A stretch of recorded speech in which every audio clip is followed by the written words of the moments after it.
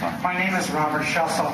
I have one unprepared thing that I want to say. After seeing what I saw earlier tonight, I was trained as a psychologist, and I think you've become a highly dysfunctional group. You need to bring in some facilitators, because this is not helping our community. And I think all of you need to sit down and learn how to deal with each other better. I'm here tonight also to talk about the abuses that are occurring with the firefighters' educational incentives.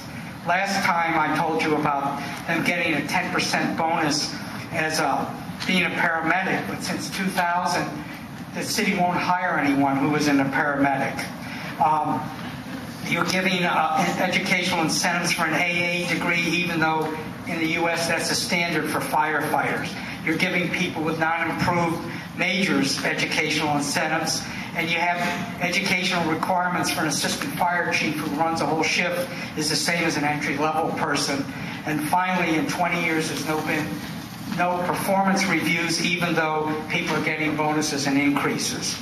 I want to tell you what some other things I learned. In 1998 and 1999, Mr. Nicolini, who was the interim fire chief, approved some educational incentives for people with majors like in industrial technology.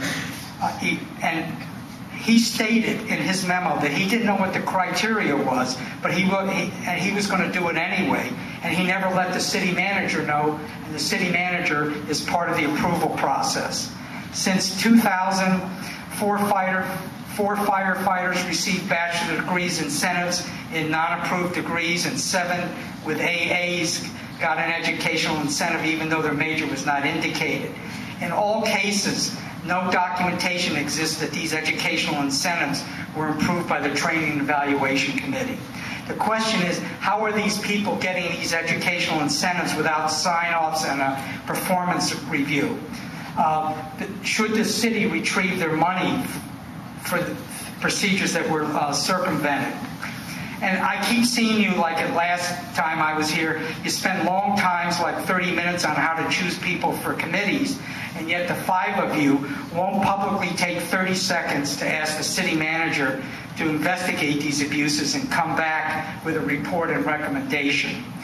Your continued silence, I think, says to me in the public that you seem to be willing to ignore these abuses in order to maintain your goodwill with the public safety unions. And I hope that stops at some point.